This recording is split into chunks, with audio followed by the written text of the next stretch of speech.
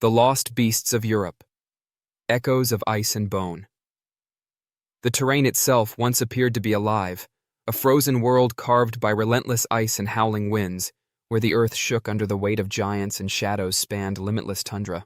27,000 years ago, this was Europe, a land full of amazing and terrifying creatures, beasts that ruled supreme before human murmurs turned into a scream. And the Ice Tyrant. Even while bears still roam Europe's mountains and forests today, comparing them to their Ice Age predecessors would be like comparing a light to a fire. Then, a variety of bear breeds, including brown, black, and the spectral white of the polar bear, pulsed across the land. However, there was another factor, something larger. Ursus maritimus tyrannis was one of the largest carnivorous mammals ever known, if the myths are to be believed. The Maritime Bear of Tyrants. This enormous predator, which is only known from one mysterious bone, may have weighed 20% more than today's strongest polar bears, weighing in at around 1.3 tons. If it existed, it was a dictator in every way, a natural force prowling Scandinavia's icebound coastlines. However, not everyone believes its legend. Because such giants were not unheard of back then, some claim the bone belonged to a gigantic brown bear. Regardless of the facts, one thing is certain. A bear of this enormous size, whether polar or not, was something to be feared and escaped from during the night when the firelight was dim. And the cave's sentinels. However, not all bears, even the giants of the Ice Age, owned their dens. The cave bear, Ursus spelaeus, was a bigger creature that slept in the earth's crevices. It was a beast of incredible size, as big as the enormous Kodiak bears of today, with bones strewn in enormous quantities throughout ancient tunnels. These animals were legendary to early humans. Their remnants were so widespread that they were mistaken for unicorns or dragons in later generations. Many cave bears may have been gentle giants with a preference for greenery despite their intimidating stature.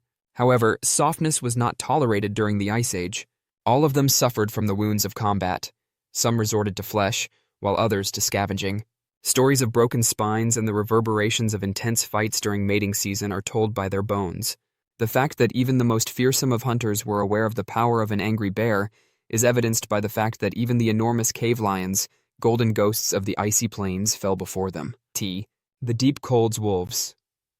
The idea of dread was alien to the Ice Age wolves. They chased rather than fled. Instead of hiding, they triumphed. One of these was the cave wolf, a species designed for a planet of giants that resembled modern-day wolves. These wolves were bigger, more powerful, and had destructive-looking heads. They hunted animals much larger than themselves.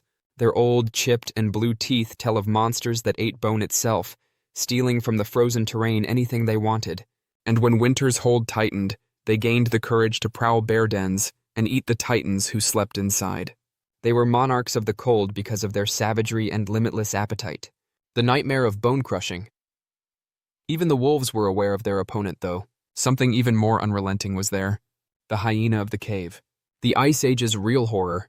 This hyena was not your typical one. It had the strength and broad legs of a jaguar, and its jaws could tear through mammoth bones. It also hunted with others. With a torrent of gnashing fangs and laughter resonating through the freezing darkness, these beasts roamed in enormous clans of 100. Torn apart by bands that killed just because they could, even the big cave lions fell before them. Not for food, but for dominance. The hyena was more than just a beast to early people and Neanderthals. It was a conflict. In a cycle of blood and fire, hyenas would occupy caves that had previously been occupied by humans before being reclaimed. Death was not the end of the fight. Hyenas plundered their enemies' graveyards, ripping the dead from their final resting places and consuming the remains of people who had once attempted to control the land. The ice and time armored titans. However, the Ice Age hunters faced opposition. Giants dominated the day if predators dominated the night. An elephant covered in a layer of ice, the woolly mammoth is a symbol of perseverance. With the strength of eons within its massive bulk, it was a behemoth despite being smaller than its forefathers. Its tusks, which were longer than a man's height, were hammers of destruction, designed to smash and batter rather than to impale. It continued to give life even after it died. Humans used its flesh, bones, and hide to construct, craft, and survive.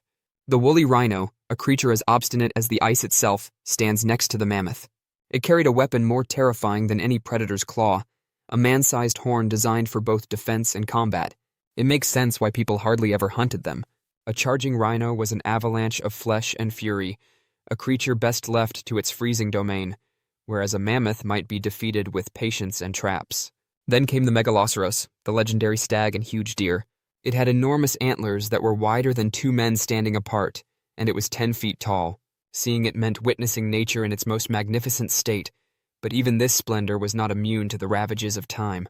The Firebringer's ascent. What about people? What about the brittle individuals who moved amid these beasts, carrying only stone and pointed bone for weapons? They persevered. Through fire, thunder, and terror, as well as outright resistance, they discovered how to survive in this realm of giants. They hunted mammoths, fashioned their tusks into art and weapons, and cut their bones into turavines and shelters. They mastered the ground itself, drove herds into gorges, laid traps for lions, and studied their adversaries. And they started to change the world slowly, very slowly. However, there was a cost to survival even for them. The Ice Age had no mercy. According to a recent analysis, the Black Death was not as destructive as the 60% decline in Europe's human population at its height. Their corpses buried under layers of ice and time, entire clans disappeared into the winter. However, the survivors went on to become legendary. As the last living remnants of a planet that no longer belonged to monsters but to humans, they controlled fire, hunted gods, and lingered after the ice melted. The final echoes. The giants of the Ice Age are now only phantoms in the stone.